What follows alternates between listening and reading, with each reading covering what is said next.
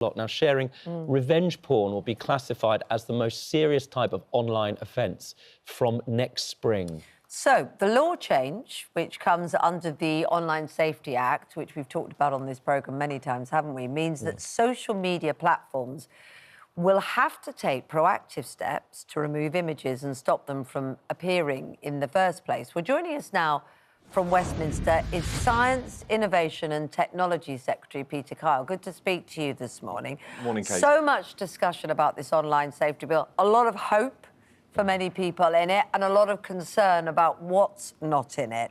How practically would it work? Is there tech to stop trying to get these images online, particularly you're talking about revenge porn, and get them removed? And what leverage, realistically, does the government have to make it happen?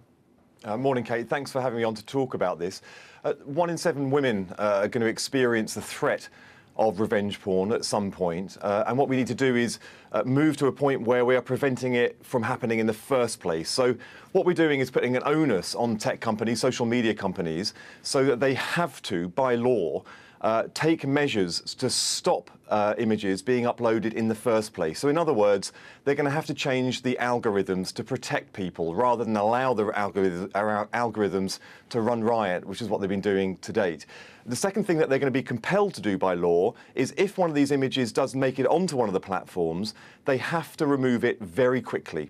The other thing that we've done is removed from the law the principle of intent, so that when people do upload these images, before they had to prove they had the intent to harm people, well, that's gone now. Whatever circumstances people upload intimate images, that is a criminal offence. So what we're trying to do is make sure that safety is baked into the internet experience from the beginning. We're working with the tech companies. We are compelling the tech companies to make sure that people are safe at the beginning. We want people to have a safe experience online, not to continually suffer these threats and perhaps even experience these things which cause extreme humiliation to people. Sure, it's horrendous, to say the very least. One of the difficulties here is how this crime is caught, to put it simply. And one of the challenges is that often a victim doesn't know that this has happened to them. It's only if it starts trending or brought to the person's attention. So let's keep it simple. Do the social media companies have the technology to identify when this is happening, when victims may not even know in the first place that their appearance, I'll put it that way, are online? They do broadly, and they're not going to get it right in every circumstance. But what we're compelling the companies to do by law now is to take proactive measures within the algorithms as they're being designed to prevent these kinds of images being uploaded in the first place. We know that they have the ability to detect what sort of images are, and now they have to make sure that the whole technology is designed to prevent these images going up in the first place. And once some of these images do make it online, if somebody does appeal or make a complaint, for example, it doesn't have to be the individual that's affected. It could be anybody that notices these images. The companies have to take very swift action. If not, they could suffer fines up to 10% of their global turnover. So this is a real incentive for them. Isn't that the issue, supporting people when they've made a complaint and enabling, empowering the social media companies to take it down straight away without people going through red tape or complexity? Otherwise, there'd be a fine. You say it would be potentially 10% of their international income. Can you help us with how much that might be for, one of the companies off the top of your head?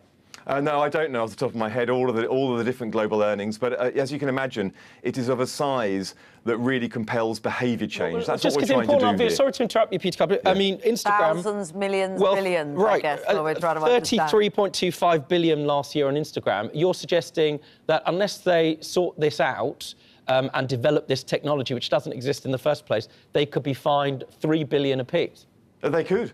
And Ofcom, the regulator responsible, has that power. This is how seriously we take it. Look, what we're trying to do here, Rob, is we're trying to move to a system where safety is baked in at the beginning. Because at the moment, we have people who are tech companies who are developing technologies and innovations, fantastic products, but they're not always proven safe before they land in society. What I'm trying to do is create a situation where tech companies make sure that these kinds of measures are baked into their products before they release them into our society. Because what's happened is we've had a situation where these products come out into society, we embrace them, then we understand what the harms are. We need to understand the harms before they're released. In terms of those harms, listen, a lot of social media users, especially those who are most impacted, you've got kids, Kate, are young people. Now, you'll be aware that in Australia, the Prime Minister said, right, a ban for everybody under the age of 16 on social media. Your view about that, as far as I can gather, is that sounds like a rather good idea. Will you, in due course, ban the use of social media for people under the age of 16? No, I've never said it's a good idea. What I have said is that I'm open-minded and I want to see the evidence. The problem is that there's very little evidence for what actually will make an impact. We know that there is evidence that young people are made more vulnerable by certain types of online activity and the impact that some social media activity has on young people. But we don't know what the evidence yet is for what the best way to remedy this or whether a ban is even effective. So I'm watching what's happening in Australia with great interest. Just to be clear, that Prime Minister Albanese has said that he wants to act in this area. He hasn't said yet what he's going to do or what the nature of the trial is going to be. But why would I not be open-minded to the evidence that comes out to a trial like this? I'm not saying that I'm leaning in one direction or not, but what I do want to do is put the safety of young people first. I want to find the best way of doing that, and I'm open-minded to what the evidence says. The critical thing is evidence is what matters. You make policy based on evidence. We've just been discussing it in the studio. You'll be aware that winter fuel payments were taken away from pensioners. It's a policy, to say the least, that's deeply unpopular.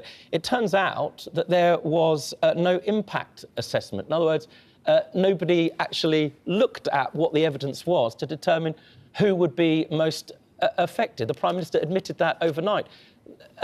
What's your view about that? That's not evidence-based, is it?